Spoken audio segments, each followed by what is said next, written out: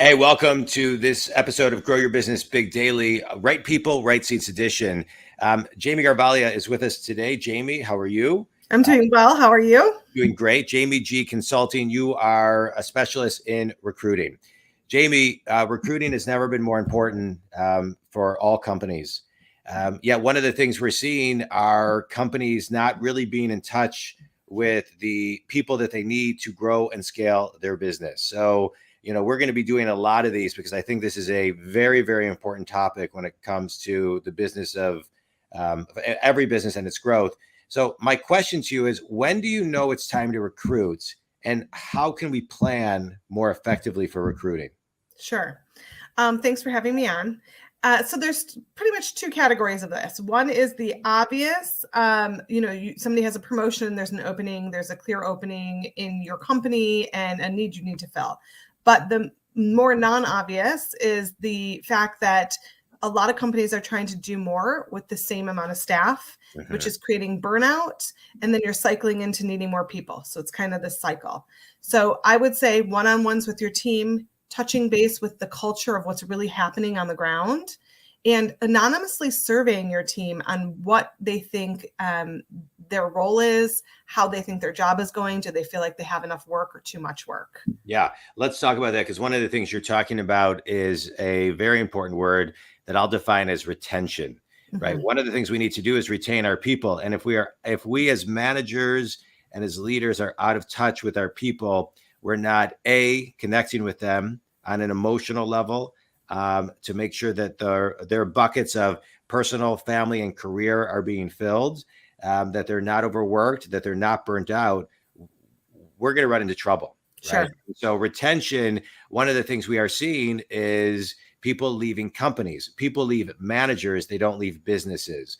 And so when you talk about one-on-ones and things of that nature, talk about the manager's role in a little bit more detail, and why that is so important from a retention standpoint. Yeah. Well, so I think you're right. People do leave managers, but right now they're leaving companies also based on the work-life balance. And so what managers can do to aid in that is allow for a real open communication.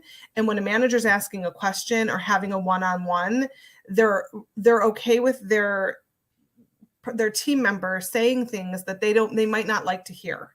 So I think that's really important to have an open and honest dialogue. And so a manager needs to get to know their people so that they feel comfortable enough to tell them the truth about what's happening in their positions.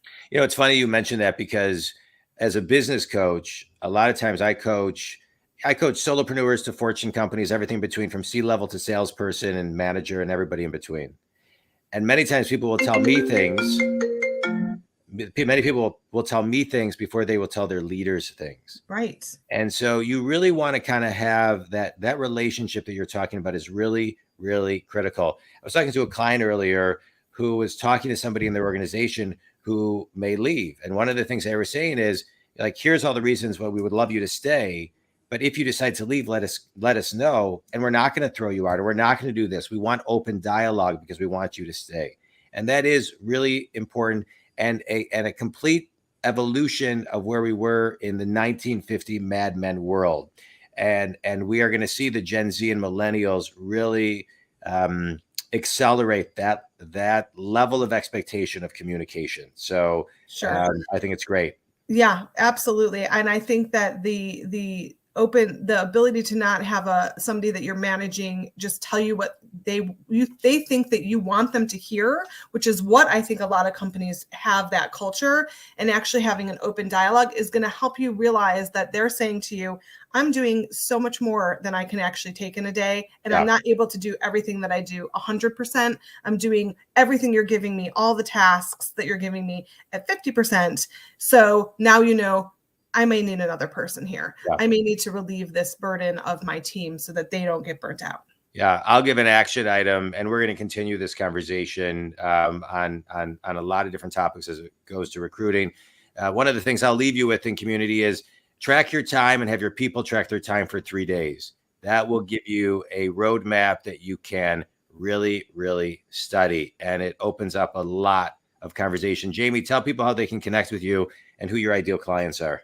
Sure. You can connect with me through my website, jamiegconsulting.com, or my email, which is jamie@jamiegconsulting.com. And my ideal client are companies that really need support, that don't have the time to recruit for themselves, and they really want somebody as a partner to listen to their needs and be able to kind of move forward to get the right people in the right seats. Great. All right, Jamie, this is great. An important topic. Think community. I'm a big believer. If you've read my book, you've listened to my podcast, that recruiting and retention and training are the most critical things that you can do. It is the best and fastest way to grow and scale your business and really evolve your culture. We'll continue this conversation. Jamie, thank you. Think community. Thank you so much. Thanks, John.